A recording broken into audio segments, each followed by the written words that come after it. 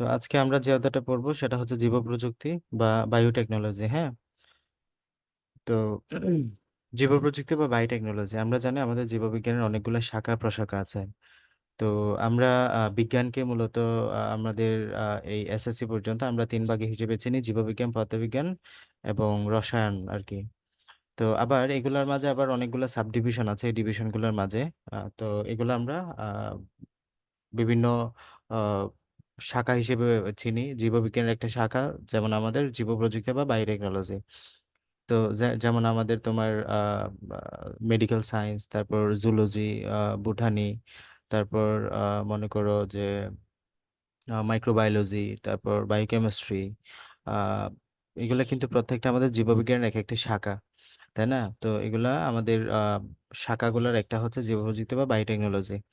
তো বিংশ শতাব্দীর শুরু থেকে বংশগতিবিদ্যা নানাভাবে বিকাশ লাভ করতে থাকে। বংশগতিবিদ্যা মানে আমরা জানি, অলরেডি আমরা পড়েছি, জেনেটিক্স। তো নানা তথ্যে সমৃদ্ধ হতে থাকে আমাদের এই তথ্যের ভান্ডার। বংশগতির একক বা জিনের উপাদানের প্রকৃতি, রাসায়নিক এবং অণুর গঠন এবং জৈবনিক প্রক্রিয়া নিয়ন্ত্রণের পদ্ধতিগুলো আবিষ্কৃত হওয়ার পর একটা জীবকোষ থেকে জিন আরেকটা জীবকোষে প্রতিস্থাপন করা যায়, সেটি নিয়ে জীববিজ্ঞানীরা গবেষণা শুরু করলেন। স্থাপিত হলো জীবপ্রযুক্তি বা বায়োটেকনোলজি নামে জীববিজ্ঞানের একটা নতুন শাখা। তাহলে আমরা বায়োটেকনোলজি নিয়েই পড়বো এই অধ্যায়টাতে, ঠিক আছে? আমাদের কি কি আলোচ্য টপিক এখানে একটু করে দেখতে পারো। জীববৈচিত্র্যের ধারণা গুরুত্ব আমরা পড়বো। দেন টিস্যু কালচার, আমাদের সিকিউর জন্য one of the most important topic. শস্য উৎপাদনের টিস্যু কালচারের বর্ণনা, জেনেটিক ইঞ্জিনিয়ারিং উদ্দেশ্য। দেন আমাদের এই ক্ষেত্রে শস্য উৎপাদনে জেনেটিক ইঞ্জিনিয়ারিং ব্যবহার, ইনসুলিন এবং হরমোন উৎপাদনে জেনেটিক ইঞ্জিনিয়ারিং ব্যবহার, জীববৈচিত্র্য উৎপাদন উপযোগিতা মূল্যায়ন ইত্যাদি আমরা এই ক্ষেত্রে আলোচনা করব। তো ফার্স্ট অফ অল, জীববৈচিত্র্য বা বায়োটেকনোলজি। এখান থেকে আমাদের একটা কোয়েশ্চেন সচরাচর খুব বেশি আসে বিভিন্ন পরীক্ষায়। আহ, আমাদের বায়োটেকনোলজি শব্দটা সর্বপ্রথম কে প্রকাশ করেন? এটা হচ্ছে কার্ল, আমাদের হাঙ্গেরীয় প্রকৌশলী কার্ল এরেকি। আমাদের এই কোয়েশ্চেনটা অনেক জায়গায় আসছে এ পর্যন্ত, ভালোভাবে দেখবে এসএসসিতে তো আসেই। আমাদের বায়োটেকনোলজি শব্দটা সর্বপ্রথম প্রকাশ করেন কে? কার্ল এরেকি, প্রকৌশলী, হাঙ্গেরীয় প্রকৌশলী কার্ল এরেকি, 1919 সালে। তো এটা মূলত আমাদের বায়োলজি এবং টেকনোলজি দুইটা শব্দের আন্তঃসম্পর্কিত বিষয় হলো মূলত বায়োটেকনোলজি। তো এই প্রযুক্তি প্রয়োগ করে কোনো জীবকোষ বা অণুজীব বা তার অংশ বিশেষ ব্যবহার করে নতুন কোনো বৈশিষ্ট্য সম্পন্ন জীবের উদ্ভাবন, সেই জীব থেকে প্রক্রিয়াজাত বা উপজাত দ্রব্য প্রস্তুত করা হয়। তো এই ক্ষেত্রে আমরা মানব সভ্যতার ওশালগ্ন থেকে জীব প্রযুক্তির ব্যবহার প্রয়োগ শুরু হয়েছে। যেমন গাজন বা চুলাইকরণ, ফার্মেন্টেশন বা ব্রুইং মতো জীব প্রযুক্তি বিজ্ঞান মানুষ প্রায় 8,000 বছর আগে রপ্ত করেছে। মানে মদ প্রস্তুতকরণের প্রক্রিয়া কি চুলাইকরণ। তো 1883 সালে অ্যালকোহল প্রস্তুতকরণের প্রক্রিয়া। 1863 সালে গ্রেগর জোহান মেন্ডেল আমাদের জেনেটিক্স এর সূত্রগুলো আবিষ্কারের পর, এবং 1953 সালে Watson Crick DNA double helix model আবিষ্কার করেন। তাহলে আমাদের ডাবল হেলিক্স মডেলের প্রবর্তককে মূলত আমাদের ওয়াটসন এবং ক্রিক। আমরা জানি জিন তত্ত্বের আবিষ্কারক হচ্ছে বিজ্ঞানী গ্রেগর জোহান মেন্ডেল। আচ্ছা, তো আসো টিস্যু কালচার বিষয়টা কি? টিস্যু কালচার, তাহলে এই ক্ষেত্রে আমাদের অবশ্যই বোঝা যাচ্ছে এই শব্দটা টিস্যু সম্পর্কিত, মানে টিস্যু নিয়ে কিছু কাজ কারবার করা হবে। উদ্ভিদের বিশেষ অংশে টটিপুটেন্ট স্টেম কোষ থাকায় এর প্রায় যে কোনো অংশ থেকে হুবহু আরেকটি পূর্ণাঙ্গ উদ্ভিদ জন্মানো সম্ভব। টটিপুটেন্ট মানে হচ্ছে যে জায়গাটা বিভাজনে সক্ষম, মানে যে জায়গাটা আমাদের বাড়তে পারে, মূলত অনেক বেশি বর্ধনশীল একটা জায়গা উদ্ভিদের, সেটা হচ্ছে টটিপটেন্ট অংশ। তো টটিপটেন্ট স্টেম কোষ থাকায় প্রায় যে কোনো অংশ থেকে হুবহু আরেকটা পূর্ণাঙ্গ উদ্ভিদ জন্ম দিতে পারে, একে টিস্যু কালচার এর মূলনীতি। মানে আমরা জানি তুমি একটা গাছ, ওই গাছের একটা কাণ্ড তুমি যদি কেটে ওই কাণ্ডটা আমাদের এখানে রোপণ করে দাও, ওই রোপণ করা কাণ্ড থেকে মূলত এই গাছের আবার একটা জন্ম হবে। তাহলে দিস ইজ দ্য মানে মেইন থিম। এই ক্ষেত্রে আমাদের টিস্যু কালচারের মেইন থিম হচ্ছে আমাদের এই প্রসেসটা। সাধারণত এক বা একাধিক ধরনের একগুচ্ছ কোষ সমষ্টি হচ্ছে টিস্যু। আমরা জানি আমাদের দেহ, মানব দেহ বলো বা উদ্ভিদ দেহ বলো, অসংখ্য কোষের সমন্বয়ে গঠিত। উদ্ভিদ বহুকোষী জীব। তো এই ক্ষেত্রে আমাদের জানি অনেকগুলো কোষ মিলে যখন একই রকমের কাজ সম্পন্ন করবে তখন তাদেরকে আমরা টিস্যু বলি, তো বা কলা বলি বাংলায়। তো এই একগুচ্ছ কোষ উৎপত্তিগতভাবে অভিন্ন সম্মিলিতভাবে একই কাজ সম্পন্ন করে। মন কথা হচ্ছে এই টিস্যুটা উৎপত্তিগতভাবে অভিন্ন, মানে তাদের মানে মাঝে কোনো পার্থক্য তুমি লক্ষ্য করবে না, তারা সবাই মিলে একই কাজ করবে। একটা টিস্যুকে জীবাণুমুক্ত পুষ্টিবর্ধক কোনো মিডিয়ামে রেখে বর্ধিতকরণ প্রক্রিয়া হলো টিস্যু কালচার। মানে তুমি একটা টিস্যু একটা জীবাণু মুক্ত। এখানে আমাদের এমন একটা আমরা এখানে এমন একটা পরিবেশ তৈরি করব যেখানে কোনো রকমের জীবাণুর ছোঁয়া থাকবে না, মানে পুরোপুরি আমাদের এক্ষেত্রে এটা স্টেরাইল করা থাকবে। এবং পুষ্টিবর্ধক, পুষ্টিবর্ধক মানে এখানে আমাদের বিভিন্ন উদ্ভিদ বেঁচে থাকার জন্য যে আয়ন, ম্যাক্রোমোল, মাইক্রোমোল, ম্যাগনেসিয়াম 2+, ক্যালসিয়াম 2+, আয়রন 2+, উদ্ভিদ বেঁচে থাকার জন্য যেসব পুষ্টি উপাদান প্রয়োজন, ম্যাক্রোমোল, মাইক্রোমোল, এগুলো থাকবে। কোনো মিডিয়াম, মিডিয়াম মানে এখানে আমরা একটা মিডিয়াম প্রস্তুত করব, মানে একটা তোমার পরিবেশ তৈরি করব। বর্ধিতকরণের প্রক্রিয়া হলো টিস্যু কালচার। টিস্যু কালচার উদ্ভিদ বিজ্ঞান একটা নতুন অপেক্ষাকৃত নতুন শাখা। উদ্ভিদ টিস্যু কালচারে উদ্ভিদের কোনো বিচ্ছিন্ন অংশ বা অংশবিশেষ যেমন পরাগরেণু, শীর্ষ, পার্শ্বমুকুল পর্ব, মূলাংশ কোন নির্দিষ্ট পুষ্টিবর্ধক মিডিয়ামে জীবাণুমুক্ত অবস্থায় কালচার করা হয়। মিডিয়ামগুলোতে পুষ্টি বা বর্ধনের জন্য প্রয়োজনীয় সকল উপাদান সরবরাহ করা হয়। তাহলে এক্ষেত্রে আমাদের পুষ্টি বা বর্ধনের জন্য প্রয়োজনীয় সকল উপাদান কিন্তু সরবরাহ করা হয়ে থাকে। টিস্যু কালচারের উদ্দেশ্যে উদ্ভিদের যে অংশ পৃথক করে নিয়ে ব্যবহার করা হয় তাকে এক্সপ্লান্ট বলা হয়। তাহলে উদ্ভিদের যে অংশটা তুমি টিস্যু কালচারের জন্য পৃথক করবে তাকে কি বলবে? এক্সপ্লান্ট। এক্সপ্লান্টের সংজ্ঞাটা আসে, হোয়াট ইজ এক্সপ্লান্ট? পরীক্ষা ক নাম্বারের জন্য আসে। তাহলে সাপোজ আমরা একটা গাছ, এটা একটা গাছ, এই গাছের আমরা এই অংশটার এই অংশ থেকে সাপোজ এই কাণ্ডের এই অংশটা একটু কেটে নিয়ে এখান থেকে আমরা টিস্যু কালচার করব। তাহলে উদ্ভিদের যে অংশটা কেটে নিয়ে তুমি টিস্যু কালচারের জন্য ইউজ করলা, সেই অংশটার নাম হচ্ছে এক্সপ্লান্ট। তাহলে এক্সপ্লান্টের পরিচয় কি? টিস্যু কালচারের জন্য তুমি এখান থেকে যাকে বেছে নিলা, যে টিস্যুটাকে তুমি এখান থেকে নিলা কেটে, ওটাই হচ্ছে তোমার এক্সপ্লান্ট। এবার আসো আমাদের কিছু ধাপ, এই ধাপগুলা ইনফিনিটিভ স্টার দিয়ে পড়বা ফর সিকিউ। এখান থেকে আমাদের টিস্যু কালচার থেকে যদি কোয়েশ্চেন আসে, আমাদের এই ধাপগুলা সমূহে সচরাচর দিয়ে দেয় সিকিউতে। একদম স্টেপ বাই স্টেপ মাথায় রাখবা। তাহলে তোমার কাজ হলো এই বুলস লাইনগুলো মুখস্থ করে ফেলা, এর আন্ডারে সাব লাইনগুলো তুমি বুঝলে নিজে নিজে বলতে পারবা। তাহলে দেখো আমি একবার বুঝিয়ে দিই, মাতৃ উদ্ভিদ নির্বাচন। মাতৃ উদ্ভিদ মানে তুমি যেই গাছ থেকে টিস্যুটা কালেক্ট করবা, যেই গাছ থেকে তুমি কাণ্ডটা কালেক্ট করবা, সেই উদ্ভিদকে বলবা মাতৃ উদ্ভিদ। এখন মাতৃ উদ্ভিদটা তোমার উন্নত হইতে হবে। তুমি যে উদ্ভিদ থেকে একটা টিস্যু নিয়ে নতুন চারা উৎপন্ন করবা, যেই উদ্ভিদ থেকে নিবা সেই উদ্ভিদটা অবশ্যই ভালো হওয়া দরকার, মানে উন্নত গুণসম্পন্ন স্বাস্থ্যবান হওয়া দরকার। সেই উদ্ভিদে কোনো রোগ থাকতে পারবে না, রোগমুক্ত হতে হবে। রোগমুক্ত হলেই তোমার যে টিস্যু কালচার আমাদের যে উদ্ভিদটা তুমি পাবা, সেটা উন্নত প্রযুক্তির হবে। তা না হলে তো এটা যদি রোগাক্রান্ত হয়, তোমার উদ্ভিদটাও রোগাক্রান্ত হওয়ার সম্ভাবনা থাকবে। তো এই জন্য আমরা মাতৃ উদ্ভিদ হচ্ছে এটা। তো মাতৃ উদ্ভিদটা কেমন হইতে হবে? স্বাস্থ্যবান, রোগমুক্ত হইতে হবে। আবাদ মাধ্যম তৈরি মানে আমরা যে একটা পরিবেশ সৃষ্টি করব। উদ্ভিদের বৃদ্ধির জন্য অত্যাবশ্যকীয় খনিজ পুষ্টি উপাদান মানে মিনারেলস যা যা প্রয়োজন, ভিটামিন, ফাইটোহরমোন। ফাইটোহরমোন মানে উদ্ভিদের বৃদ্ধির জন্য যেসব হরমোন কাজে লাগে সেগুলোকে আমরা স্পেসিফিকভাবে ফাইটোহরমোন বলি। তারপর সুক্রোজ, সুক্রোজ হলো উদ্ভিদের খাবার, এগুলো খেয়ে তারা মূলত তাদের জৈবনিক কাজ সম্পন্ন করবে। দেন প্রায় কঠিন মাধ্যম সেমি সলিড মিডিয়াম। কিভাবে সেমি সলিড মিডিয়াম তৈরি করা হয় তোমরা নিশ্চয়ই এগার এগার জানো, হ্যাঁ? যেমন এগার এগার মিশিয়ে, এগার এগার তোমরা জানো অবশ্যই। এগার এগার হলো যখন আমাদের কি বানানো হয় এটা আমাদের বাসায় ঈদে বানানো হয় বেশি এটা। তোমার বিভিন্ন নাস্তা বানানোর সময় আর কি আমরা এগার এগার বানাই। এগার মানে হচ্ছে এখানে আমাদের এটা তোমার প্যাকেটে তোমার ইয়ে থাকে, এটা হচ্ছে তোমার পাউডার হিসেবে থাকে। এটাকে একটু জাল দিয়ে পানি সহ দিয়ে ফ্রিজে রাখলে এটা তো তোমার এটা তোমার জেলির মতো হয়ে যায়। এটাই হচ্ছে মূলত আমাদের এগার, হ্যাঁ? না এখানে প্যাকেটের নামে গায়ে লেখা থাকবে দেখবা এগার। তো আমাদের বিভিন্ন নাস্তা তৈরিতে এটা আমাদের সৌন্দর্যবর্ধক বা এটা নাস্তা মজা করার জন্য এটা আমাদের ইউজ করা হয় আর কি, হ্যাঁ? তো এটা হচ্ছে এগার এগার, এগার এগার দিয়ে আমাদের এটা সেমি সলিড করা হয়, মানে মানে তোমার তুলতুলে টাইপস এমন কিছু জেলির মতো করা হবে আর কি।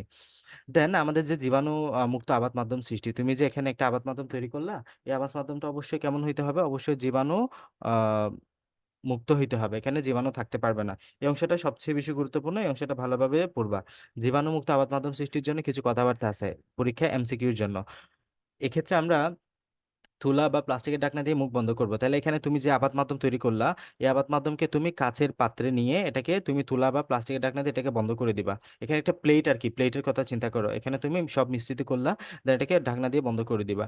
ঢাকনা দিয়ে বন্ধ করে এরপর এই জিনিসটাকে তুমি অটোক্লেভ, একটা যন্ত্র আছে, ওই অটোক্লেভ যন্ত্রে 121 ডিগ্রি সেলসিয়াস তাপমাত্রায় রেখে 15 পাউন্ড স্কোয়ার পার ইঞ্চ চাপে 20 মিনিট রেখে জীবাণুমুক্ত করতে হবে। প্রত্যেকটা শব্দ খুবই গুরুত্বপূর্ণ। প্রশ্ন আসে কোন যন্ত্রে ঢুকানো হয়? অটোক্লেভ যন্ত্রে। প্রশ্ন আসে কত ডিগ্রি সেন্টিগ্রেড তাপমাত্রায়? 121। প্রশ্ন আসে কত চাপে? 15 pound per square inch. 15 pound per square inch. 15 pound per square inch চাপে কত মিনিট রাখা হয়? 20 মিনিট রেখে জীবাণুমুক্ত করা হয়। তারপর দেন দেন তুমি এটাকে একটা মেশিনে ঢুকায়া, কোন মেশিনে? অটোক্লেভ মেশিনে ঢুকায়া এটাকে জীবাণুমুক্ত করলা। তারপর কাছের কাচের পাত্রের মুখ পুনরায় বন্ধ করে নির্দিষ্ট আলো এবং তাপমাত্রাটা কত হইতে হবে, দেন এটাকে তুমি জীবাণুমুক্ত করা শেষ 20 মিনিট ধরে। দেন এটাকে একটা রুমে রাখবা। ওই রুমের টেম্পারেচার হবে 25 ± 2, মানে 25-এর ছয়তে হয় 2, মানে 23 থেকে 27 ডিগ্রি সেলসিয়াস পর্যন্ত হবে এটা। 23 থেকে 27 ডিগ্রি সেলসিয়াস নিয়ন্ত্রিত একটা কক্ষে তুমি এই সবগুলাকে রাখবা, আমাদের এই আবাদ মাধ্যমকে রাখবা। তারপর সম্পূর্ণ নিয়মিত নিয়ন্ত্রিত কক্ষে বর্ধনের জন্য রাখা হয়। এই পর্যায়ে আবাদে স্থাপিত টিস্যু বারবার বিভাজনের মাধ্যমে সরাসরি অনুচারে সৃষ্টি হয়। দেন এখানে তুমি যে আবাদ মাধ্যমটা রাখলা, আবাদ মাধ্যমে যখন তুমি টিস্যুটা রাখবা এই জায়গায়, এখানে আস্তে আস্তে আমাদের টিস্যু থেকে কোষ বিভাজন হবে। কোষ বিভাজন হয়ে অণুছাড়া সৃষ্টি হবে। অণুছাড়াটার নাম হচ্ছে ক্যালাস। এটাকে কি বলা হয়? ক্যালাস বলা হয়, বা বাংলা হচ্ছে অবয়বহীন টিস্যুমণ্ড তৈরি হয়। এই অবয়বহীন টিস্যুমণ্ড থেকে পরবর্তী সময়ে পর্যায়ক্রমিক একাধিক অণুছাড়া বা প্লাটেলেট সৃষ্টি হয়। এরপর একটা থেকে একাধিকভাবে এবার আমাদের সৃষ্টি হইতে থাকে। দেন আসো মূল উৎপাদক মাধ্যমে স্থানান্তর করতে হবে। এই সমস্ত উৎপাদিত চারাগাছে যদি মূল উৎপন্ন না হয়, তবে একটা নির্দিষ্ট উচ্চতা লাভের পর বিটপগুলো বিচ্ছিন্ন করে নেওয়া হয় এবং তাদেরকে পুনরায় মূল উৎপাদনকারী আবাদ মাধ্যমে স্থাপন করা হয়। তাহলে এই ক্ষেত্রে আমরা কি করব? এই সমস্ত চারাগাছ যদি মূল উৎপন্ন না হয়, মানে এক্ষেত্রে আমাদের এক্ষেত্রে ওই চারাগাছগুলোতে তোমার মূল উৎপন্ন তৈরি না হইতে পারে। তো একটা নির্দিষ্ট উচ্চতা লাভের পর, মানে একটা নির্দিষ্ট উচ্চতা যখন হবে ওই চারাগাছগুলোর, তখন এগুলোকে আলাদা করে নিবা। দেন পুনরায় মূল উৎপাদনকারী আবাদ মাধ্যম, মানে আমরা স্পেসিফিক আরেকটা আবাদ মাধ্যম বলতে পারবো যেখানে মূল উৎপন্ন হবে, ওই আবাদ মাধ্যমে স্থানান্তর করতে হবে। তাহলে আমাদের 4 নম্বর পয়েন্ট গেল। দেন এবার আসো প্রাকৃতিক পরিবেশে তথা মাঠ পর্যায়ে স্থানান্তর। দেন তোমার চারা গাছটা অনেকটা বড় হয়ে গেছে এখন। তোমার চারা গাছটা এখন যথেষ্ট বড়।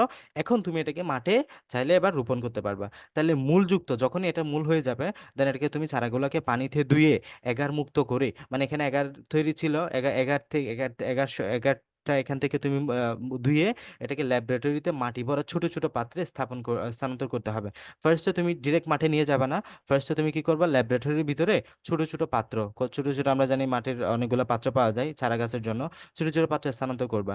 দেন পাত্রে লাগানো চারা গাছগুলো কক্ষের মাঝে রেখে প্রাকৃতিক বাইরের পরিবেশের সাথে খাপ খাইয়ে নিতে হবে। মানে তুমি এগুলাকে প্রাকৃতিক যে বাইরের পরিবেশ, তুমি এগুলা অনেকদিন করছো, এখন ল্যাবের ভিতরে এই কর্মকাণ্ডগুলো করছো। এখন এগুলো তুমি যদি হুট করে বাইরের পরিবেশে নিয়ে যাও, তাহলে বাইরের পরিবেশের সাথে এগুলা হঠাৎ করে মানিয়ে উঠতে পারবে না উদ্ভিদগুলা। তাহলে এগুলাকে তুমি আগে টবে নিয়ে যাবা, টবে নিয়ে গিয়ে বাইরের পরিবেশের সাথে একটু একটু একটু একটু খাপ খাইয়ে নিবা। দেন পূর্ণাঙ্গ চারাগুলা সজীব সবল হয়ে উঠলে এক পর্যায়ে এগুলা প্রাকৃতিক পরিবেশে মাটিতে লাগানো হবে। এক পর্যায়ে তুমি এগুলা মাঠে গিয়ে লাগাইতে পারবা। তাহলে শুরুতে আমাদের চিত্র দিয়ে এবারে বুঝি বিষয়টা, দেখো। ফার্স্ট এখানে কি হচ্ছে, এটা একটা আমাদের মাতৃ উদ্ভিদ, এটার নাম কি? এটা হচ্ছে মাতৃ উদ্ভিদ। মাতৃ উদ্ভিদ থেকে তুমি আমি পাতার ছোট্ট একটা অংশ নিচ্ছি, জাস্ট দেখো, পাতার ছোট্ট একটা অংশ। এটার নাম হচ্ছে নমুনা টিস্যু, এবং এটার নামই হচ্ছে আমাদের এক্সপ্লান্ট, যেটাকে আলাদা করে হলো এটা হচ্ছে এক্সপ্লান্ট। এটা হচ্ছে আমাদের একটা আবাদ মাধ্যম, এই স্বচ্ছ আবাদ মাধ্যম, এখানে এগার এগার আছে। আমি আবাদ মাধ্যমে আমাদের টিস্যুটা দিলাম, এই টিস্যুটা আস্তে আস্তে বড় হচ্ছে, এটা ক্যালাস সৃষ্টি করছে। এই ক্যালাসটা একাধিক ক্যালাসে পরিণত হইলো, অনুচারা সৃষ্টি করলো। দেন এটা এখান থেকে আমরা এটাকে কি করলাম, অনুচারা সৃষ্টি হইলো। অনুচারাতে এবার এখানে আমাদের মূল উৎপন্ন হয় নাই। মূল উৎপাদন হওয়ার জন্য এটা মূল উৎপাদনকারী আবাদে এটাকে ট্রান্সফার করলাম, মূল উৎপন্ন হইলো। মূল উৎপন্নকে এটাকে আমরা আস্তে আস্তে আরেকটু বড় হইলো। বড় হওয়ার পরে এটাকে আমরা টবে স্থানান্তর করলাম। টবে স্থানান্তর করার পরে এটাকে আস্তে আস্তে আমরা প্রাকৃতিক পরিবেশের সাথে খাপ খেয়ে নেওয়ার মতো করে আলটিমেটলি একসময় আমরা বাইরে লাগাইতে পারবো এইভাবে উদ্ভিদ হিসেবে। তো এটা হচ্ছে আমাদের টিস্যু কালচারের মূলনীতি। তুমি চিত্র সহ সুন্দরভাবে পড়বা, চিত্রটা যাতে সুন্দরভাবে আঁকতে পারো। এই চিত্রটা স্টেপ বাই স্টেপ একটা চারার ইয়াকে খুবই সহজ, খুবই সহজ, এর সাথে সহজ কোয়েশ্চেন আর থাকতে পারে না। একদম সিকোয়েন্স অনুযায়ী আঁকার চেষ্টা করবা, ধাপগুলা স্টেপ বাই স্টেপ লিখবা। দেন আসো টিস্যু কালচারের ব্যবহার করতে, আমরা টিস্যু কালচার ব্যবহার করি। তো এই ক্ষেত্রে আমরা উন্নত তোমার যে আজকাল উদ্ভিদ প্রজননের ক্ষেত্রে উন্নত জাত উদ্ভাবনে ব্যাপক সাফল্য পাওয়া গেছে এই টিস্যু কালচারের মাধ্যমে। তো এই ক্ষেত্রগুলোতে অপার সম্ভাবনা দেখা দিয়েছে। এর মাধ্যমে উদ্ভিদাংশ থেকে কম সময়ের মধ্যে একই বৈশিষ্ট্য সম্পন্ন অসংখ্য চারা সৃষ্টি করা যায়, এবং এর মাধ্যমে আমরা খুবই কম সময়ের মধ্যে অসংখ্য চারা সৃষ্টি করতে পারি, তাই না? আমরা জানি তুমি যদি কোনো একটা বীজ থেকে চারা বের করতে চাও, তাহলে কখন আমাদের একটা মনে করো আম গাছ থেকে তুমি নতুন আম গাছ মানে একটা করতে চাচ্ছ, তাহলে তোমাকে কি করতে হবে, একটা বছর ওয়েট করতে হবে। একটা বছর ওয়েট করে ওই আম গাছ যখন আম দিবে, তখন ওই আমটা যখন পাকবে, ওই আমটা তুমি খেয়ে ওই আমের বোটা থেকে তুমি ওই আমের বোটাটা মাটিতে রাখবা। বোটা থেকে তারপর তোমার আমের চারা সৃষ্টি হবে। তাহলে এটা লং প্রসেস, কিন্তু একটা দীর্ঘ একটা পর্যায়ে। তো এভাবে কিন্তু আমাদের কোন উদ্ভিদের ছাড়া তুমি চাইলে এভাবে বৃদ্ধি করতে পারবে না খুব দ্রুত সময়ের মধ্যে। তো এই বিষয়টাকে আমরা অ্যাভয়েড করার জন্য কি করি, আমরা ল্যাবরেটরিতে ওই আমের ছোট্ট একটা জায়গা, ছোট্ট একটা অংশ ইউজ করে এক্সপ্লান্ট হিসেবে আমরা কিন্তু ল্যাবরেটরিতে এগুলো ইউজ করে উন্নত প্রযুক্তির সহ অনেক অসংখ্য চারা সৃষ্টি করতে পারি। সহজেই রোগমুক্ত বিশেষ করে ভাইরাস মুক্ত চারা উৎপাদন করা যায়। ঋতুভিত্তিক চারা উৎপাদনের ক্ষেত্রে সীমাবদ্ধতা থেকে মুক্ত হওয়া যায়। ঋতুভিত্তিক মানে যে আমি বললাম, তুমি তো এক্ষেত্রে আমের চারাটা তুমি মাত্র আমের সিজন আসলে এক্ষেত্রে রোপণ করতে পারবা। আমের সিজন আসলে তুমি এক্ষেত্রে সহজলভ্য পাচ্ছ, বাট তাছাড়া কিন্তু পাচ্ছ না। এক্ষেত্রে আমরা ঋতুভিত্তিক যে একটা সীমাবদ্ধতা, লিমিটেশন, এটা কিন্তু আমাদের দূর হয়ে যায়। দেন স্বল্প সময়ে কম জায়গার ভিতরে যথেষ্ট সংখ্যক চারা উৎপাদন করা যায়। হ্যাঁ, দেন যেসব বীজের মাধ্যমে এগুলা গুরুত্বপূর্ণ। দেন যেসব বীজের মাধ্যমে তুই বংশবিস্তার করে না সেগুলো চারা প্রাপ্তি এবং স্বল্প সময়ে দ্রুত সহজ অবস্থায় স্থানান্তর করা যায়। মানে যেসব উদ্ভিদ বীজের মাধ্যমে বংশবিস্তার করে না, হ্যাঁ, যেসব উদ্ভিদ আমাদের সচরাচর আমাদের দেখার মধ্যে ম্যাক্সিমাম বিজীবী বীজের মাধ্যমে বংশবিস্তার করে, মানে বীজ থেকে চারা উৎপন্ন হয়। বাট তোমার যদি এমন উদ্ভিদ থাকে যে যারা তোমার বীজের মাধ্যমে চারা উৎপাদন করবে না, ওই ক্ষেত্রে তোমাকে টিস্যু কালচার ব্যবহার করতে হবে। বিলুপ্তপ্রায় উদ্ভিদ উৎপাদন বা সংরক্ষণ করতে টিস্যু কালচার প্রযুক্তির নির্ভরযোগ্য প্রযুক্তি হিসেবে স্বীকৃত। যেসব ভ্রূণে টিস্যু কলা থাকে না, যেসব ভ্রূণে টিস্যু কালচার থেকে সরাসরি উদ্ভিদ সৃষ্টি করা যায় না, যে সকল উদ্ভিদ যৌন জনন অনুপস্থিত বা প্রাকৃতিকভাবে জননের হার কম, তাদের দ্রুত সংখ্যা বৃদ্ধি করে। আমরা জানি আমরা প্রজনন যখন অধ্যায়টা পড়েছি তখন আমাদের পরাগায়ন হওয়া লাগে, দেন একটা লং প্রসেসের মাধ্যমে উদ্ভিদ আলটিমেটলি ফল থেকে বীজ, বীজ থেকে চারা সৃষ্টি হয়। তো এটা একটু লং প্রসেস কিন্তু। এবং এখানে যদি আমাদের কোন উদ্ভিদে না হয় এই প্রসেসটা, তাহলে ওই উদ্ভিদে কিন্তু পরবর্তী প্রজন্ম আমরা পাবো না। তো এটা থেকে রক্ষা পাওয়ার জন্য আমরা কি করি, টিস্যু কালচারের মাধ্যমে করতে পারি এটা। নতুন প্রকৃতির উদ্ভিদ উদ্ভাবনে টিস্যু কালচার প্রযুক্তি বের করা হচ্ছে। এছাড়া জর্জ মোরেল, আমরা জানি যে সিম্বিডিয়াম নামক অর্কিড প্রজাতির একটা মেরিস্টেম থেকে 1 বছরে 40,000 চারা পাওয়া সম্ভব। হ্যাঁ, তো সাধারণ নিয়ম একটা সিম্বিডিয়াম উদ্ভিদ মাত্র অল্প কয়েকটি চারা উৎপন্ন করে। থাইল্যান্ডে আমাদের টিস্যু কালচার পদ্ধতির মাধ্যমে 1 বছরে 50 মিলিয়ন অনুচার উৎপন্ন করা যায়, যার অধিকাংশ হচ্ছে অর্কিড। এই ফুল রপ্তানি করে থাইল্যান্ড, সিঙ্গাপুর, মালয়েশিয়া প্রভৃতি দেশ প্রতি বছর কোটি কোটি টাকার বৈদেশিক মুদ্রা অর্জন করে। 1952 সালে মার্কিন নামক বিজ্ঞানী মেরিস্টেম কালচারের মাধ্যমে রোগমুক্ত ডালিয়া এবং আলু গাছ উৎপাদন উদ্ভাবন করেন। মেরিস্টেম থেকে উদ্ভিদের ভ্রূণাংশ অংশ যেখানে এমন ধরনের অবিশ্বাসিত বা ডিফারেন্সিয়াল কোষ পাওয়া যায়, সেগুলো উপযুক্ত উদ্দীপনা সাপেক্ষে বিভিন্ন ধরনের টিস্যু বা অঙ্গ তৈরি করতে পারে। গুরুত্বটা ভালোভাবে মনোযোগ দিয়ে পড়বা। কিছু কথাবার্তা আছে এগুলো একটু মুখস্থ রাখবা। তাহলে দেখো, মালয়েশিয়ায় যে অয়েল পাম্প পাওয়া যায়, অয়েল পাম্পের বংশবৃদ্ধিতে টিস্যু কালচার পদ্ধতিতে সম্পন্ন করা হয়। টিস্যু কালচার মাধ্যমে চন্দ্রমল্লিকার এক অঙ্গজ টুকরা থেকে 44 কোটি চারা গাছ পাওয়া সম্ভব।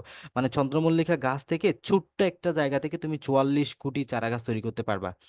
এই প্রযুক্তির মাধ্যমে বিভিন্ন দেশে জুই যেমন জেসমিনিয়াম সাসপেনশন থেকে সুগন্ধি আতর বাণিজ্যিকভাবে উৎপাদিত করা হচ্ছে। উড়োজাহাজ, রকেট ইত্যাদি বাণিজ্য ইঞ্জিন চালানোর জন্য একরকম তিমি মাছের স্পার্ম ওয়েল তেলের প্রয়োজন হয়। হ্যাঁ, তিমি মাছের আমাদের এক ধরনের তেলের প্রয়োজন হয়, মানে উড়োজাহাজ, রকেট ইত্যাদি চালানোর জন্য আর কি। তিমি মাছের তেল ওটা আমরা তিমি মাছ থেকে পাই। বাট বর্তমানে তোমার সাগরে আস্তে আস্তে তিমি মাছ ক্রমশ নিচ্ছিন্ন হয়ে যাচ্ছে। তো এটা আমরা কি করতে পারি, এই একমাত্র জুজুবা নামক গাছ থেকে নিষ্কাশিত তেল বিকল্প হিসেবে ব্যবহার করা হয়। মানে তিমি মাছ থেকে আমরা যে তেলটা পাই, ওই তেলটা আবার মরুভূমিতে উৎপাদিত জুজুবা নামক এক প্রকার গাছ থেকে আমরা পাই। এখন কথা হচ্ছে, এই গাছটা তো তোমার মরুভূমির পরিবেশ ছাড়া কোথাও জন্মায় না। এই গাছটা তোমার মরুভূমির পরিবেশ ছাড়া জন্মায় না।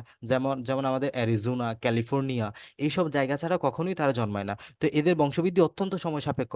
মানে এদের বংশবৃদ্ধি খুবই সময় সাপেক্ষ, এবং এদের লিমিটেশন হচ্ছে এরা ডিজার্ট অঞ্চলে জন্মায়, মরুভূমির অঞ্চলে জন্মায়। তো আমরা এটাকে কি করলাম, টিস্যু কালচারের মাধ্যমে এই গাছের দ্রুত বংশবৃদ্ধি করাই সে সম্ভব হয়নি, একে ভারতবর্ষের জলবায়ু উপযোগী তোলা সম্ভব হয়েছে। মানে টিস্যু কালচারের মাধ্যমে আমরা এই জুজুবা উদ্ভিদকে কি করলাম, এটা ভারতবর্ষের জলবায়ুতে এরা বেড়ে উঠতে পারবে এমন করে আমরা এটাকে তৈরি করলাম, এবং এটার অসংখ্য দ্রুত বংশবৃদ্ধি আমরা নিশ্চিত করলাম।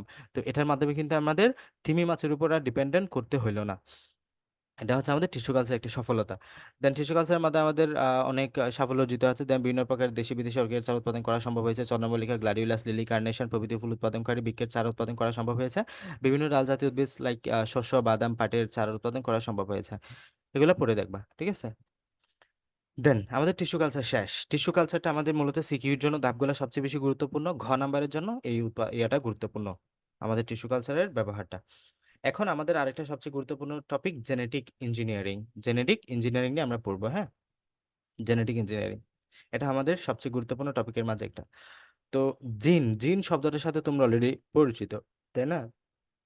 তো একটা জীব থেকে নির্দিষ্ট জিন বহনকারী ডিএনএ খণ্ড পৃথক করে একটা জীবে স্থানান্তর করার কৌশল হচ্ছে জিন প্রকৌশল বা জেনেটিক। তো জিন স্থানান্তর, আমরা জিন শব্দটা চিনি, জিন মানে হচ্ছে যা আমাদের বৈশিষ্ট্য, জীবের বৈশিষ্ট্য ধারণ করে আছে, ঠিক আছে? তো আমরা জানি আমাদের নিউক্লিয়াস, এটা হচ্ছে নিউক্লিয়াস সেলের ভিতরে আমরা জানি নিউক্লিয়াস আছে, নিউক্লিয়াসের ভিতরে ক্রোমোজোম আছে, ক্রোমোজোমের ভিতরে ডিএনএ আছে, ডিএনএ এর ভিতরে আলটিমেটলি জিন আছে, যে জিনটা আমাদের বৈশিষ্ট্য বহন করে আছে, তাই না? তো আমরা যদি এই জিনটাকে নিয়ে কিছু নাড়াচাড়া করতে পারি, তাহলে কিন্তু আমরা কোনো জীবের একদম পিক পয়েন্টে হাত দিয়ে ফেললাম। মানে যেটার জন্য তার বৈশিষ্ট্য ডিপেন্ড করে, তাকে যদি আমরা ট্রান্সপ্লান্ট করতে পারি, তাহলে কিন্তু আমরা বিশাল পরিবর্তন করতে পারবো। তো এই যে একটা নির্দিষ্ট জিন বহনকারী ডিএনএ খণ্ড পৃথক করে যখন ভিন্ন একটা জীবে স্থানান্তরের কৌশলী হচ্ছে জিন প্রকৌশল বা জেনেটিক ইঞ্জিনিয়ারিং। যদি আরো সহজভাবে বলা যায়, কাঙ্ক্ষিত নতুন বৈশিষ্ট্য সৃষ্টির জন্য কোনো জীবের ডিএনএর পরিবর্তন ঘটানো হচ্ছে জিন প্রকৌশল। মানে আমরা একটা নতুন বৈশিষ্ট্য সৃষ্টি করতে চাচ্ছি তার মাঝে, দেন আমরা ডিএনএ এর পরিবর্তন ঘটাবো। ডিএনএ এর পরিবর্তন কিভাবে ঘটাবো? জিনের মাধ্যমে ঘটাবো, জিন স্থানান্তর করার মাধ্যমে ঘটাবো, দেন এটাকে বলতে আমরা জিন প্রকৌশল। এই জিন যে কৌশলগুলোর মাধ্যমে স্থানান্তর করা হয় তাদেরকে একত্রে রিকম্বিনেন্ট ডিএনএ কৌশল বলা হয়। কোয়েশ্চেনটা আসে রিকম্বিনেন্ট ডিএনএ কি? তাহলে যে জিন কৌশলগুলোর মাধ্যমে স্থানান্তর করা হলে তাকে একসাথে রিকম্বিনেন্ট ডিএনএ কৌশল বলা হয়। এই কৌশল অবলম্বন করে একটা ডিএনএ অণুর কাঙ্ক্ষিত অংশ কেটে আলাদা করে অন্য একটি ডিএনএ অণুর মাঝে স্থাপন করে যে নতুন ডিএনএ সৃষ্টি হয় তাকে রিকম্বিনেন্ট ডিএনএ বলা হয়।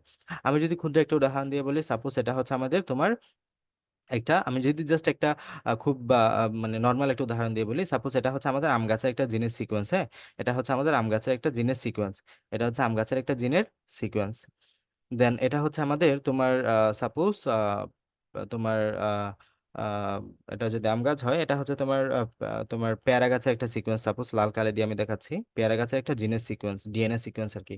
তাহলে এটা হচ্ছে তোমার আম গাছ, এটা হচ্ছে তোমার তোমার আহ পেয়ারা গাছ। এখন তুমি কি করলা, তুমি জেনেটিক ইঞ্জিনিয়ারিং জানো, সাপোজ তুমি কি করলা, এটাকে তুমি চেঞ্জ করে ফেললা। এটাকে তুমি কি করলা, এটাকে এমন একভাবে তৈরি করলা যে এখানে তুমি মিক্স করে ফেললা। সাপোজ এখান থেকে কিছু নিয়ে এই জায়গায় বসে দিলে, এখান থেকে কিছু নিয়ে এই জায়গায় কিছু নিয়ে আসলা। তাহলে আমি এখানে কয়েকটা কালো দেই, দেন আবার দুইটা লাল মানে লাল দেই, কালো দেই। তাহলে এখন কি করলা দেখো, এই জায়গায় লাল কালো একসাথে মিক্স করে ফেললা। মানে আমি পেয়ারা গাছের জিন নিয়ে লাগাই দিলাম আমার আম গাছে। তাহলে এখন কি হলো, এখানে কি পেয়ারা গাছ হবে, এটা নাকি আম গাছ হবে?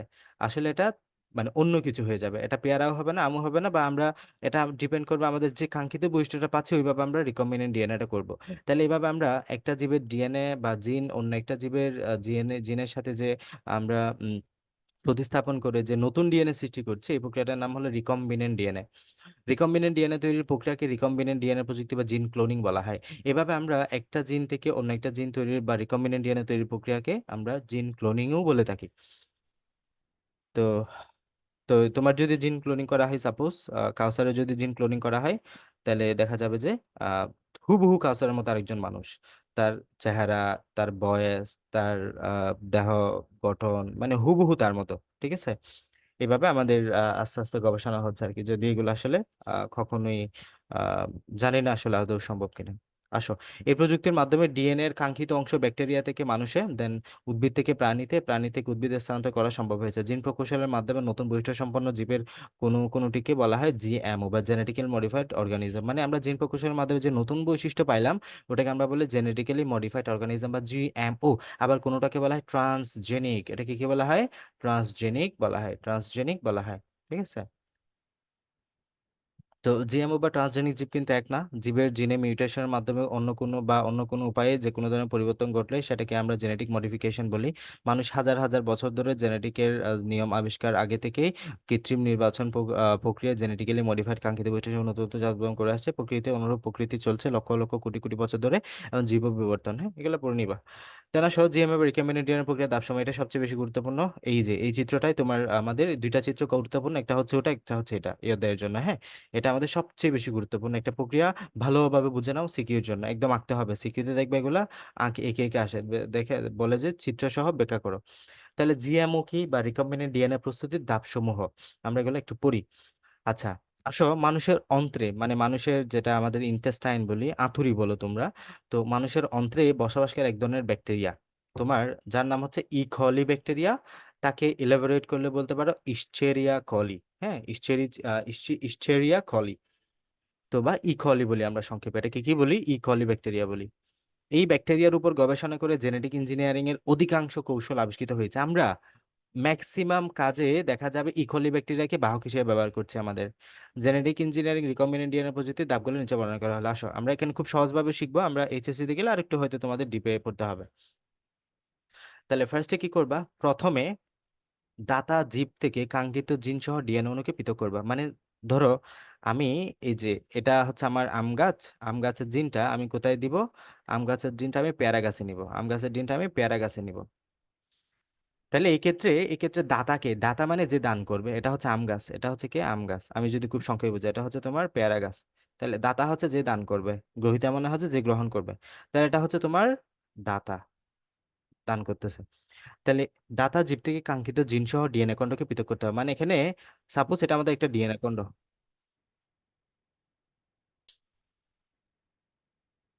আচ্ছা দেখো, তাহলে দাতা হচ্ছে যে দান করবে, হ্যাঁ, যে ডিএনএ খণ্ডটা দান করবে। তাহলে এই ক্ষেত্রে দেখো আমরা এই যে দাতা থেকে ডিএনএ খণ্ড সহ যেই জিনটা, আমরা কাঙ্ক্ষিত জিনটাকে আলাদা করে ফেলবো। সাপোজ আমি এই দুইটা জিনকে আলাদা করব। এরপর এই জিনের বাহক বা ক্যারিয়ার হিসেবে ব্যাকটেরিয়ার প্লাজমিডে ডিএনএ খণ্ড যুক্ত করতে হবে। এখন তুমি এই বিষয়টা এত সহজ না তুমি যতটুকু ভাবতেছো। খেয়াল করো, আমরা জানি আমাদের দেহ তোমার কয়েক বিলিয়ন কোষ নিয়ে গঠিত, 100 বিলিয়ন কোষ, মানে হাজার হাজার কোটি কোটি কোষ নিয়ে তোমার দেহ গঠিত। এই জায়গাটাতে প্রত্যেকটা কোষের ভিতরে আছে কি, খুবই ছোট একটা নিউক্লিয়াস। এই নিউক্লিয়াসের ভিতরে আবার খুবই ছোট একটা ক্রোমোজোম। এই ক্রোমোজোমের ভিতরে আবার খুবই ছোট একটা ডিএনএ। এই ডিএনএ এর ভিতরে আবার খুবই ছোট একটা জিন। মানে এটা কতটুকু ছোট, ছোট বা কতটুকু মাইক্রো, এটা কি তুমি জাস্ট রিয়ালাইজ করতে পারছো? এই বিষয়টা কতটুকু ছোট আমি এখানে তোমাকে দেখাই দিছি, জাস্ট লাল দাগটাকে যে এই জায়গায় চলে আসবে। বিষয়টা অতটা ইজি না, এগুলো চোখে দেখা যাবে না সহজে। হ্যাঁ, এগুলা খুবই মাইক্রো স্ট্রাকচার, খুবই ছোট জিনিস। তো এগুলাকে তুমি এভাবে সহজে কেটে যে এখানে বসাই দিবে তা কিন্তু না, এগুলো এত সহজে হবে না। তোমাকে বাহক নির্ণয় করতে হবে, মানে বাহকের মাধ্যমে নিয়ে আসতে হবে। এখানে আমরা বাহক হিসেবে ইউজ করবো কাকে? ব্যাকটেরিয়াকে। মানে আমরা কি করব, ফার্স্ট আমরা এই লাল দাগ দুটা বা এই ডিএনএ খণ্ডটা কোথায় যুক্ত করবে? সাপোজ এটা একটা ব্যাকটেরিয়া, এটা একটা কি ব্যাকটেরিয়া। আমরা কি করব, এই ব্যাকটেরিয়ার ভিতরে আগে এই দুটা ঢুকাই দিব। এই ব্যাকটেরিয়ার ভিতরে আমরা লাল দাগ দুটো ঢুকাই দিলাম। এখন এই ব্যাকটেরিয়াকে এটার মাঝে পাঠাই দিব, দেন ব্যাকটেরিয়া দেন এটা এগুলা এখানে সাপোজ সে বসাই দিবে। এভাবে আমরা হবে। তাহলে এখানে ব্যাকটেরিয়াটা কি হিসেবে কাজ করছে? ব্যাকটেরিয়াটা বাহক হিসেবে কাজ করছে। তাহলে এই জায়গায় আমরা এরপর এই জিনের বাহক বা ক্যারিয়ার, এক্ষেত্রে ব্যাকটেরিয়াটা হচ্ছে আমাদের ক্যারিয়ার বা বাহক। ক্যারিয়ার হিসেবে আমরা ব্যবহার করে ব্যাকটেরিয়ার প্লাজমিডে ডিএনএ পৃথক করা হয়। তাহলে ব্যাকটেরিয়া আমরা জানি প্লাজমিড থাকে, ব্যাকটেরিয়ার গঠন তোমাদের নাই অবশ্য, তাই বুঝবা না, এইচএসসি তে গেলে আছে এটা। ব্যাকটেরিয়া আমার এখানে প্লাজমিড থাকে, ওই প্লাজমিড আমরা ডিএনএ খণ্ডটা পৃথক করা হয়, আমরা এখানে চিত্রে আছে। তো প্লাজমিড হচ্ছে ব্যাকটেরিয়া কোষের ক্রোমোজোমের বাইরে একটা স্বতন্ত্র ডিএনএ অণু, যেটা বিভাজিত হয়ে স্ববিভাজনে সক্ষম। প্লাজমিড হচ্ছে ডিএনএর একটা অংশ। দেন আসো, এই ধাপে প্লাজমিড ডিএনএ দাতা ডিএনএ কে এক ধরনের বিশেষ এনজাইম উৎসেচক দিয়ে খণ্ডিত করে। দাতা ডিএনএ এর খণ্ডের কোনো কাঙ্ক্ষিত জিনটি থাকে। মানে এই জায়গায় আমাদের এক জায়গায় তুমি এটা এটা হচ্ছে তোমার কি, এটা হচ্ছে তোমার ডিএনএ খণ্ড। এই ডিএনএ খণ্ডটি তোমার এমনি এমনি আলাদা হবে, এটাকে কাটতে হবে না, এটাকে কাটতে হবে। সব চাইতে গুরুত্বপূর্ণ কোয়েশ্চেন দুটা, এই জায়গায় দুটা এনজাইমের নাম করতে হবে তোমাকে। তাহলে দেখো, এই জায়গায় ডিএনএ খণ্ডটা কাটার জন্য তুমি যে এনজাইমটা ব্যবহার করবে আমাদের এখানে ব্যাকটেরিয়াটা, সেটা হচ্ছে লাইগেস এনজাইম। সেটা হচ্ছে কি লাইগেস এনজাইম, পরীক্ষায় প্রচুর পরিমাণে আসে বিভিন্ন অ্যাডমিশন টেস্টে। তাহলে দেখো আমাদের দাতা ডিএনএ এটা হলো, দেন লাইগেস এনজাইম দ্বারা আমাদের দাতা ডিএনএ প্লাজমা ডিএনএ এর কাটা প্রান্ত দুটো মাঝখানে স্থাপন করা হয়। আচ্ছা আচ্ছা, এই জায়গায় আমাদের দ্বারাও মনে হয় নামটা বলেন, লাইগেস দ্বারা যুক্ত করা হয় মূলত, হ্যাঁ, লাইগেস দ্বারা যুক্ত করা হয়। লাইগেস হচ্ছে সাপোজ দেখো, এই জায়গায় আমাদের এটা হচ্ছে মূলত হেলিকেজ, হেলিকেজ তো না। আচ্ছা, ঠিক মনে পড়ছে না এনজাইমের নামটা। এই জায়গায় একটা এনজাইম দিয়ে কাটা হয়, বিষয়টা আমি মনে পড়লে জানাই দিব। এটা হচ্ছে আমাদের একটা এনজাইম দিয়ে কাটা হয়, হ্যাঁ। এই ডিএনএ কন্ডটা কাটা হইলো, কাটা হওয়ার পরে এখন এগুলো এখানে লাগাইতে হবে না, তোমার এই যে নতুন পেয়ারা উদ্ভিদের জিন এগুলো লাগাইতে হবে। এই লাগানোর কাজটা করবে লাইগেস। লাইগেস মূলত লাগানোর জন্য ব্যবহার করা হয়। এভাবে মনে রাখতে পারো, লাইগেসটা লাগানোর জন্য ব্যবহার করতে পারো, বা লাইগেস আটার মতো কাজ করে। এখানে লাইগেসটা আটার মতো কাজ করে। রেস্ট্রিকশন এনজাইম দ্বারা এখানে আমাদের ইয়ে করা হয়, রেস্ট্রিকশন মেবি, রেস্ট্রিকশন এনজাইম দ্বারা এখানে কাটা হয় এটা, হ্যাঁ। রেস্ট্রিকশন এনজাইম দ্বারা কাটা হয়। লাইগেস এনজাইম দ্বারা এই জায়গায় আমাদের এটা লাগানো হয়, লাইগেস এনজাইম দ্বারা লাগানো হয়। দেন তুমি দুটো স্থাপন করলা, দেন এগুলো খাটলা, এখান থেকে কেটে এই জায়গায় লাগাই দিলা। তাহলে খাটার জন্য রেস্ট্রিকশন এনজাইম, লাগানোর জন্য লাইগেস এনজাইম। লাইগেজ এখানে আটার মতো কাজ করে, এর ফলে নির্দিষ্ট জিনিস রিকম্বিনেন্ট ডিএনএ প্লাজমিড তৈরি হয়। এই রিকম্বিনেন্ট প্লাজমিড এখন দাতা ডিএনএ কোডের অংশে বহন করে। দেন আসো, এখানে মূলত ব্যাকটেরিয়ার মধ্যে সম্পন্ন হচ্ছে এগুলো, হ্যাঁ। দেন এখন এই রিকম্বিনেন্ট প্লাজমিডকে ব্যাকটেরিয়ার ভিতরে প্রবেশ করানো হয়। প্রকৃত ডিএনএ গ্রাহক কোষে প্রবেশ করানোর পদ্ধতিকে ট্রান্সফরমেশন বলা হয়। মানে তোমার ব্যাকটেরিয়া দেহে প্রবেশ করানোর যে প্রক্রিয়া, এটাকে আমরা ট্রান্সফরমেশন বলি। ট্রান্সফরমেশন হলো নতুন জিন নিয়ে যে ব্যাকটেরিয়া তৈরি হয় তাকে ট্রান্সজেনিক জীব বলে। মানে ট্রান্সফরমেশনের ফলে নতুন জিন নিয়ে ব্যাকটেরিয়া যে ব্যাকটেরিয়া বা জীবের উদ্ভিদ করে তাকে ট্রান্সজেনিক উদ্ভিদ বলা হয়। বলা হয়। এবার জিন বহনকারী গভীর প্লাস্টিক ধারণকারী ব্যাকটেরিয়াকে শনাক্ত করে আলাদা করা হয়। এরপর নির্দিষ্ট জিন বহনকারী ব্যাকটেরিয়াগুলো বংশবৃদ্ধি করানোর সময় ব্যাকটেরিয়াগুলো প্রত্যেকটিতে কাঙ্ক্ষিত জিন রয়েছে এবং এই প্রক্রিয়ায় জিন তৈরি করাকে ক্লোনিং বলা হয় এবং জিনকে ব্যবহার করে প্লাজমিডকে আবার আলাদা করে নেওয়া হয়। এখন আসো এই জায়গাটাতে আমরা বিষয়টা দেখি। এটা হচ্ছে আমাদের একটা ইকোলি ব্যাকটেরিয়া যেটা আমাদের ইন্টেস্টাইনে বা তোমার অন্ত্রে থাকে আর কি। এই ইকোলি ব্যাকটেরিয়া এটা হচ্ছে তোমার প্লাজমিড, এটা হচ্ছে তোমার একটা প্লাজমিড, হ্যাঁ। তো দুটা উৎস ইকোলি এর প্রাণীকোষ থেকে ডিএনএ পৃথকীকরণ, এটা হচ্ছে আমাদের একটা প্রাণীকোষ, এই প্রাণীকোষ থেকে কাঙ্ক্ষিত জিন হচ্ছে সাপোজ এটা কাঙ্ক্ষিত এটা হচ্ছে আমাদের ব্যাকটেরিয়ার জিন, মনে রাখবা। এটা হচ্ছে কিসের জিন? এটা হচ্ছে ব্যাকটেরিয়ার প্লাজমিড, এই যে অংশটা এটা হচ্ছে কিসের প্লাজমিড? ব্যাকটেরিয়ার প্লাজমিডটা, খেয়াল রেখো। এটা হচ্ছে আমাদের ব্যাকটেরিয়ার প্লাজমিডটা। দেন এই অংশটা হচ্ছে তোমার, এটা হচ্ছে তুমি আমাদের যেটা পেয়ারা গাছ বললাম আর কি। সাপোজ আমি এখন কি করতেছি, আপাতত আমার কাজ হচ্ছে কি, আমি এই ব্যাকটেরিয়ার ভিতরে, ব্যাকটেরিয়ার প্লাজমিডের ভিতরে আমার এই প্রাণীকোষের জিনকে ঢুকাই দিব। তো আমার কাজ কিরকম করবে দেখো, এই যে রেস্ট্রিকশন এনজাইম, হ্যাঁ, রেস্ট্রিকশন এনজাইম দ্বারা এখানে আমাদের পৃথক করা হয় মূলত। তাহলে দেখো ফার্স্ট কাজ তুমি কি করবা, এখানে রেস্ট্রিকশন এনজাইম দ্বারা এখানে ডিএনএ কন্ট্রোলটা কেটে নিবা, কেটে নিয়ে তুমি এটা পাইছো, হ্যাঁ। এখান থেকে আমি এটা কেটে নিলাম, কেটে নিয়ে আমি এই অংশটা এখানে জুম করে দেখাচ্ছি, এটা এটা হচ্ছে আমাদের কাঙ্ক্ষিত জিন আছে এই জায়গাটাতে, এই জায়গায় কি আছে? জিন আছে। আমরা ডিএনএ কন্ট্রোল কাটলে এখানে ভিতরে জিন পাবো। দেন আমরা কি করব, এই যে এই জায়গায় একটা খোলা অংশ আছে না, এই জায়গায় এটা বসাই দিব, হ্যাঁ। এই বসানোর জন্য এই জায়গায় জোড়া লাগানোর কি কাজ করবে? জোড়া লাগানোর জন্য কাজ করবে লাইগেস এনজাইম। দেন এখন এটা তৈরি হয়ে গেল। দেন ডিএনএ লাইগেসের সহায়তায় উভয় ডিএনএ রিকম্বিনেশনের সময় ডিএনএ সৃষ্টি। তাহলে এটা হচ্ছে আমাদের কাঙ্ক্ষিত জিন, এটা হচ্ছে আমাদের এখন কি এটার নাম হচ্ছে রিকম্বিনেন্ট ডিএনএ প্লাজমিড, এটার নাম কি? Recombinant DNA plasmid. দেন এই রিকম্বিনেন্ট ডিএনএ প্লাজমিডটা আবার ওই ব্যাকটেরিয়ার ভিতরে ঢুকাই দিব। আমরা যে ব্যাকটেরিয়া থেকে এটাকে বের করে নিয়ে আসছি, এই যে এখানে যে ব্যাকটেরিয়া থেকে এটা বের করে নিয়ে আসছি, এই যে ব্যাকটেরিয়া থেকে এটাকে বের করে নিয়ে আসছি, ওই ব্যাকটেরিয়ার ভিতরে আবার এটা ঢুকাই দিব। দেন ওই ব্যাকটেরিয়ার নাম হচ্ছে তোমার ট্রান্সফরমেশন প্রক্রিয়া রিকম্বিনেন্ট ডিএনএ প্লাজমিডের ব্যাকটেরিয়ামের প্রবেশ। দেন এটা ব্যাকটেরিয়াকে ঢুকাই দিলা তুমি আবার। এখন ব্যাকটেরিয়াটা ঢুকাই দিয়ে এই ব্যাকটেরিয়াটা তোমার আবার, আমরা জানি ব্যাকটেরিয়ার তোমার প্রজনন ক্ষমতা আছে, মানে ব্যাকটেরিয়া একটা থেকে দুইটা, দুইটা থেকে চারটা ভাবে সৃষ্টি হতে পারে। দেন ব্যাকটেরিয়া নিজেদের ক্লোনিং করবে, নিজেদের ক্লোনিং করার সাথে সাথে তুমি যে এখানে একটা জিনকন্ড দিছিলা ওটাকে সে ক্লোনিং করবে। পরবর্তীতে তোমার যখন এই জিনকন্ডটা অন্য কোনো উদ্ভিদে তুমি ঢুকাইতে যাবা, তখন তুমি এটা থেকে এইটা আবার বের করে নিয়ে এটা থেকে তুমি এটা আবার পৃথক করে ফেলতে পারবা। এভাবে আমরা রিকম্বিনেন্ট ডিএনএ প্রযুক্তির ইউজ করি, ঠিক আছে। যদি এখানে আরো বিস্তারিত নাই, এভাবে তোমাদের অল্পটুকু দেওয়া আছে, যতটুকু দেওয়া আছে তাই। তাহলে আমরা প্রথমে এটাকে আলাদা করব, এটাকে ঢুকাই দিব, দেন এটাকে আমরা লাইগেজ দিয়ে জোড়া লাগাই আবার আলাদা করে নিব, দেন ডিএনএটা বাড়তে থাকবে, ব্যাকটেরিয়াটা বাড়তে থাকবে। রিকম্বিনেন্ট ডিএনএ পদ্ধতি। তো এখন আমাদের এটা কোথায় ইউজ করা হয়? নতুন ফসল উদ্ভাবনের ক্ষেত্রে প্রচলিত প্রজননের তুলনায় জিন প্রকৌশল অনেক বেশি কার্যকর। তাহলে আমরা জিন প্রকৌশল যদি ইউজ করি, তাহলে বিষয়টা আমাদের অনেক বেশি ইফেক্টিভ হয়, প্রোডাক্টিভ হয়। কারণ প্রচলিত প্রজনন প্রক্রিয়ায় জিন স্থানান্তর একই খুব নিকটবর্তী প্রজাতির মাঝে সীমাবদ্ধ, কিন্তু জিন প্রকৌশলের মাধ্যমে নিকটবর্তী বা দূরবর্তী যেকোনো প্রজাতির এক বা একাধিক জিন পরবেশে সরাসরি স্থানান্তর করা সম্ভব। প্রচলিত প্রজননে কাঙ্ক্ষিত ফলাফল অর্জন করতে অনেক সময় প্রয়োজন। জিন প্রকৌশলের মাধ্যমে খুব দ্রুত কাঙ্ক্ষিত বৈশিষ্ট্য সম্পন্ন উদ্ভিদ বা প্রাণী এবং অণুজীব পাওয়া সম্ভব। প্রচলিত প্রয়োজনে কাঙ্ক্ষিত জিনের সাথে অনাকাঙ্ক্ষিত জিন স্থানান্তর করা যেতে পারে এবং কাঙ্ক্ষিত জিনের স্থানান্তর অনেকখানি অনিশ্চিত। জিন প্রকৌশলে অনাকাঙ্ক্ষিত জিন স্থানান্তর সম্ভাবনা নেই এবং কাঙ্ক্ষিত জিন স্থানান্তর সম্ভাবনা অনেক বেশি। হ্যাঁ, তাহলে এগুলো রিডিং পড়া তোমরা পড়ে নিবা, তাই যাইলে পড়লে বুঝতে পারবে, হ্যাঁ। এখন আসো জেনেটিক ইঞ্জিনিয়ারিং ব্যবহার, আরেকটা সবচেয়ে বেশি গুরুত্বপূর্ণ টপিক আমাদের। তোমাকে জেনেটিক ইঞ্জিনিয়ারিং দিলে ওই চারটা লিখতে হবে, সাথে ব্যবহারটা লিখতে হবে। ওখানে যেমন টিস্যু কালচার পড়ে টিস্যু কালচার ব্যবহার পড়েছি, এখানে আমরা জেনেটিক ইঞ্জিনিয়ারিং ব্যবহারটা পড়তে হবে। তাহলে জেনেটিক ইঞ্জিনিয়ারিং আমরা কোথায় ব্যবহার করবো? ফার্স্ট অফ অল শস্য উৎপাদনে, যেমন বেসিলাস তুরিনগিস বা বিটি সংক্ষেপে বলা হয়, বেসিলাস তুরিঙ্গিয়েন্সিস নামক ব্যাকটেরিয়ার জিন শস্যে প্রবেশ করিয়ে করানোর কারণে জেনেটিকভাবে পরিবর্তিত শস্যকে বিটি কর্ন, বিটি কটন ইত্যাদি ব্যবহৃত করা হয়। যেমন আমরা বিটি ভুট্টা, বিটি ধান চিনি, এইসব ফসল লেপিডুপটেরা তথা মথবর্গীয় এবং কলিউপটেরা তথা গোবরে পোকাবর্গীয় ক্ষতিকর কীটপতঙ্গের বিরুদ্ধে কাজ করে। তাহলে আমাদের আসতে পারে কীটপতঙ্গ বিরোধী জাতের নাম বলো, এগুলো হচ্ছে বিটি ভুট্টা, বিটি ধান, মানে বিটি থাকবে আগে, কি থাকবে আগে? বিটি থাকবে, বেসিলাস তুরিঙ্গিয়েন্সিস। আচ্ছা, তো এছাড়া আমরা ভাইরাল কোড প্রোটিন যেমন জিন স্থানান্তর মাধ্যমে tobacco mosaic virus, TMV, tobacco mosaic virus, tobacco mosaic virus, tomato, এটা হচ্ছে টমেটো মোজাইক ভাইরাস, এটা হচ্ছে টুবাকো মোজাইক ভাইরাস, টিওএমবি, এটা হচ্ছে TMV, tobacco mild green mosaic virus প্রতিরোধী ফসল যা উদ্ভাবন করা হয়েছে। এছাড়া রিং স্পট, এটা হচ্ছে পেঁপে গাছ, হ্যাঁ, রিং স্পট হচ্ছে পেঁপে গাছের, রিং স্পট পেঁপের জাত উদ্ভিদ তৈরি করা হয়েছে। লেট ব্লাইট ছত্রাক প্রতিরোধী আলু, ব্লাইটলেট আলু, গুলালুর জাত উদ্ভাবন করা সম্ভব হয়েছে। মানে যে এইসব রোগে আক্রান্ত উদ্ভিদের বিপরীতে আমরা এদের সহনশীল উদ্ভিদ তৈরি করতে পেরেছি। দেন জিনগত পরিবর্তনের মাধ্যমে আগাছানাশক আমরা জানি ফসলের ক্ষতি করে, তো এগুলো সহনশীলতা সম্পন্ন আমরা ভুট্টা এবং তুলা গাছ উৎপাদন করা সম্ভব হয়েছে। এবার আমরা আসলে অনেক কিছু করলাম এই জায়গাটাতে, এগুলো পড়ে দেখবা বুঝতে পারবা পড়লে। দেন প্রাণীর ক্ষেত্রে আমরা কি করলাম, প্রাণীর ক্ষেত্রে আমাদের এই জায়গাটাতে আমরা জানি গবাদি পশু গরুর দুধ আমিষের পরিমাণ বৃদ্ধির জন্য প্রোটিন সি জিন স্থানান্তর করা হয়েছে। মানে আমরা জানি গরুর ক্ষেত্রে যারা গরুর ফার্ম আছে ওই ক্ষেত্রে গরুর ফার্মের প্রধান প্রোডাক্ট কি, তাদের দুধ না? তাহলে এই আমিষ বা দুধের পরিমাণটা বৃদ্ধি করার জন্য আমরা জানি প্রোটিন সি তাদের মাঝে স্থানান্তর করা হয়েছে। তো প্রোটিন সি যখন দেওয়া হয়েছে জিন জিন প্রকৌশলের মাধ্যমে, তাদের দুধের পরিমাণটা বৃদ্ধি পেয়েছে। আকার বৃদ্ধি, মাংসের উৎপাদন বাড়ানোর জন্য মানুষের বৃদ্ধির জন্য দায়ী হরমোনের জিন স্থানান্তর করে ভেড়ার জেনেটিক পরিবর্তন ঘটানো সম্ভব হয়েছে। তো ব্যাটার কিন্তু আমরা যে তোমার লোম আকার মাংস বৃদ্ধি করার জন্য আমরা জেনেটিক ভাবে এটাকে মডিফাইড করলাম।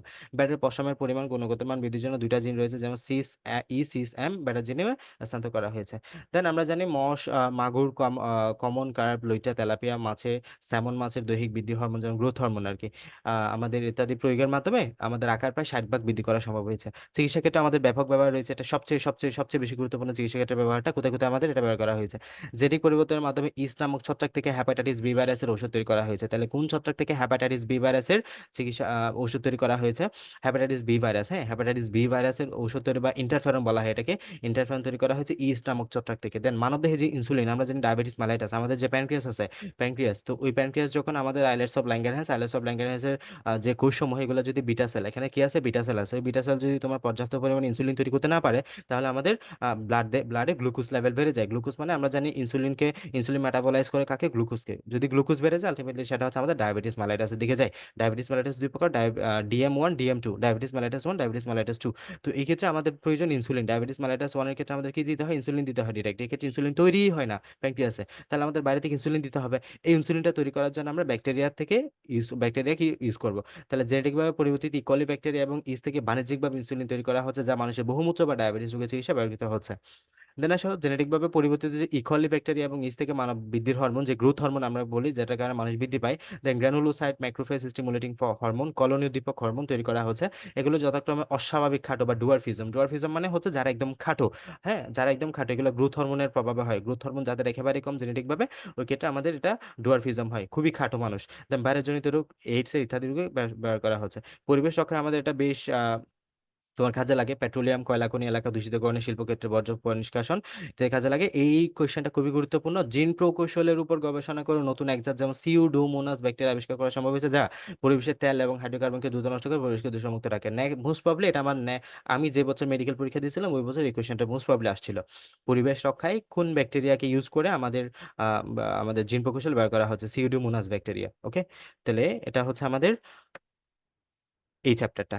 আমরা খুব দ্রুত শেষ করলাম এবং খুব দ্রুত আগাইলাম। আশা করি বোঝা গেছে যতটুকু পেরেছি, এবং কারো কোনো সমস্যা থাকলে বলতে পারো।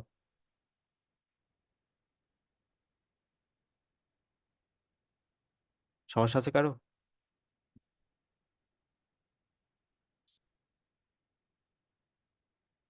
হুম, বুঝছো?